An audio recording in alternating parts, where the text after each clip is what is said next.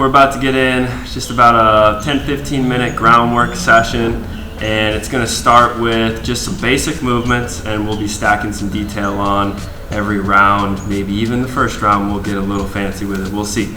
But the first one that we're going to start with is just going to be a basic hip stretch, and we're going to be moving in and out of it, and we're going to have a timer. So Carly's got her phone here, we just got a timer, and we're just going to get into position where we start with all fours and just cross over, and just some nice little pulses for about 30 seconds to a minute.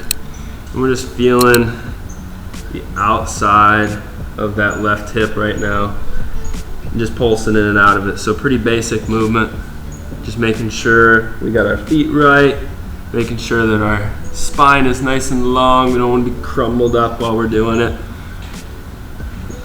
Especially if you worked with us before, you know that this is just in the continuation of our basic rocker. Always rocking back, scrubbing out the hip. Let's go ahead and switch sides. Thanks. Short and sweet, 30 seconds each leg, just to start building in this nice flow.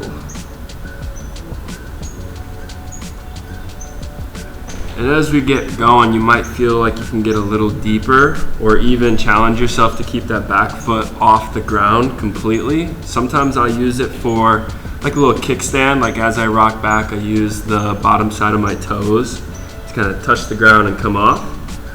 But now we're gonna get into a little bit more of a burner, where we're just gonna be in our regular rocker position, and our butt's gonna be about 5 inches off our heels, and we're just going to sink back into it and feel the backside turn on. And you can play around in this position, you can isometric this position, whatever you want. But as we get into about 30-40 more seconds here, we're going to start doing some reps, and then we'll cool it down. So the key is just to start to feel that backside turn on. Maybe even that lower back will light up, maybe even the ankles will light up, just depends on where you're weak. Whatever that limiting factor is, that'll speak to you first, for sure. Definitely. Get about 15-20 seconds here. If you want to start moving early, you can. Yeah, some good deep breaths in this position. Really feel that rib cage expand away from the hips. And then let's start just doing some baby squats here. And just moving the hips up and down. Not letting the hips touch the heels, but we're just floating in that zone of tension where we've got all that backside turned on. Get about a few more reps here, and then when it starts to burn real good, then we're just going to put our hands down and just let everything relax, and just move side to side and just feel the hips start to open up. Feel the outside of the hips. Feel that femur bone just moving inside that hip socket. Feel the spine moving around. Sometimes I like to go back and forth to get into each hip. Other times I'll make like a big U-shape, smiley face, rainbow, upside down rainbow, whatever you want to call it. But yeah, I like to call it carving. Oh, there you go. Carve. Yeah, carve out space. Yeah. I like that. I also like how you mentioned positive tension. A lot of people think of tension as negative tension, but we do want to avoid that negative tension in a compressive way, but using positive pressure can really help us engage healthy muscles in our body. Definitely. And a lot of times in these groundwork exercises, it's about maintaining that that positive tension in that specific zone, because sometimes, let's go into the hip stretch again here, go into that left side. Sometimes people can come down into this and just kind of like relax and like not have any tension in the outside of their leg. You want to find that like zone where I do have tension, because all the way up here I don't have tension, but all the way down here I can also like kind of get rid of it. So finding that space where I have that zone of tension, I'm just working in that space. And with this, we can even start to like open up the hips at the top and then close them at the bottom, so we can kind of add some detail into this. Let's go for about 10-15 more seconds. Just get about 5 to 10 reps in.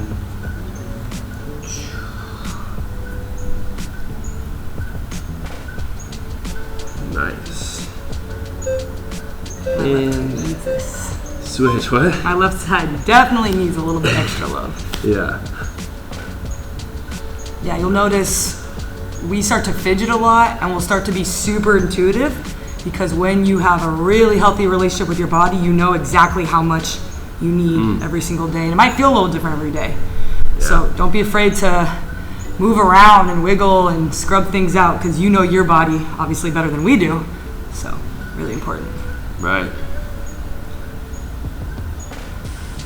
Just being able to have that healthy conversation is really what this training is all about, because you could be a high-level athlete and just being able to have that healthy conversation might keep you in the game for an extra 5 to 10 years if you're able to understand what exactly does my body need today, and can I make it even more intense today, or should I slow it down and work on the quality of this kind of stuff over the intensity. Quality and intention, always. It's a really good reminder. Yeah, so you can see that Carly and I start to do a little bit of different things, but it's all within the same realm of the same movement. So I might start opening my hips at the top, get some glute activation, and then rotate into it, or even just pulse, or even just hold. Or you see Carly working with her arm, things like that, working in that zone of tension, but keeping the same movement and doing slightly different variations to feel different things. And let's go ahead and switch just into that nice back chain rocker position. We'll just hold this out. Usually when I'm doing the isometric hold, this is where I try to use that decompression skill set and expand and get more space and more access and deeper into pockets. So just play with that too. Deeper into pockets. What do you mean by that? Deeper into my hip. How far can I go while maintaining positive pressure? Yeah. Maybe my ankles open up a little bit more. Yeah. Finding different spaces, even towards my knees. Never pushing down too much into my kneecaps, but always finding just that outside line of my shin. Just kind of doing a full body scan from my toes all the way up through the crown of my head to make little adjustments along the way. Yeah, and notice we're using a nice inch thick pad for our knees, so if you don't have, I could do this on the turf probably, but it's just a little more comfortable to have that pad. So if you don't have a thick yoga mat, sometimes there's those little cheapy ones. Those ones are good for your feet, honestly. But for the knees, I do like to have that thick cushion, just so I can press outwards into that shin bone a little bit more. Nice. Let's go up and down a little bit, and then maybe we'll get a little side-to-side action going too. It's getting spicy for us, so if you're trying this at home and you're not feeling this anywhere, maybe it feels like a good stretch, but again, go back to step one, pressurize first. Find the floor, press down and wide, engage your glutes, feel your hamstrings, maybe that low back. Let's make this super active. There can be ways, as Colin mentioned, in the pigeon position that you could just be settling into some things if you're resting at home, but right now we're being intentional and being very active with how we are opening up our hips. Nice. And then we can just slowly go fingertips, maybe pressurize a little bit more into those glutes, and then slowly work your way into all fours and just kind of work side to side. Let everything calm down. This is the opportunity to really let those hips open up, let that spine relax. Let the hips relax a little bit. You don't have to go too hard when we're going into this movement. We just want to relax, hang out. You can go all the way down like Carly just did there. But if your lower back's burning, I know this might be a good one for you. Nice.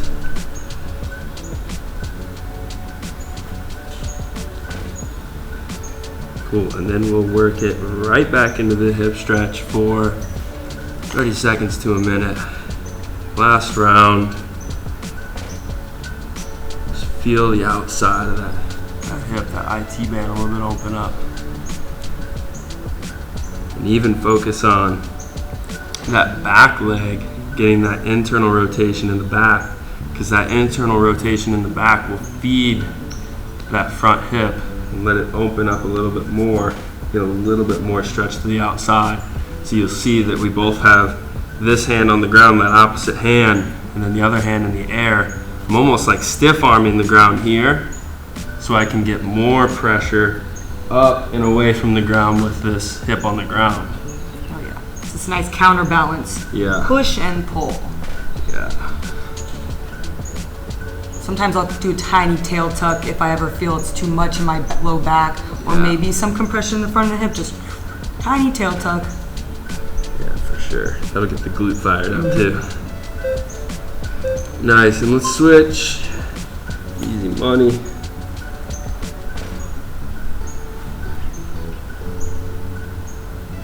That little detail Colin mentioned is something that we see quite often as a common mistake or just a lack of awareness, where people will settle into this pigeon position or single leg position, especially in a classic yoga setting. Yeah, like down here. And just completely dump into their hip, and their back leg might be hard to see right now, but it'll actually kick out. Yeah.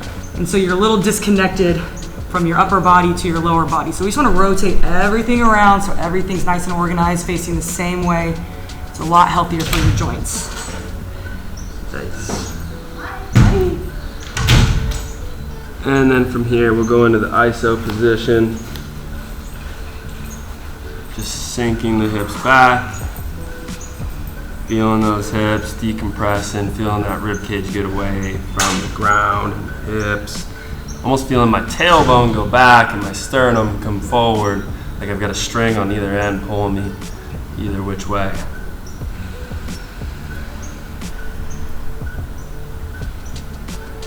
Some people even like to go toes up here, get a little bit more athletic. Yeah. Got my paluvas on, so it's like I'm barefoot. Close enough, right? Close enough.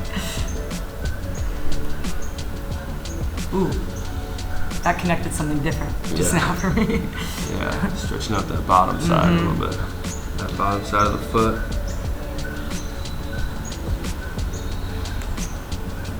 And if you haven't already started, you can see we're already moving. The key really, I mean, for some people that isometric can do wonders, but the key is really to just never stop moving. You can see she moves a whole bunch. Yeah, sorry. I forgot that we were doing ISO. Body starts to take over. Yeah.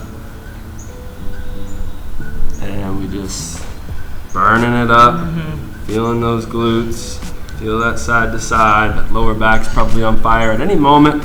If the lower back starts to get too much, you just go into that all fours position. And we can start to head there now. Just slowly work it into it. And you can even rock forward and back, side to side, whatever you want to do that makes you feel good. I like to do a lot of these flies too. But just to finish it out, just to feel good.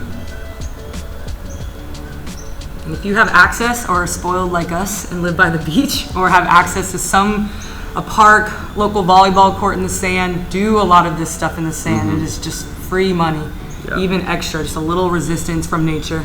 Yeah, for sure.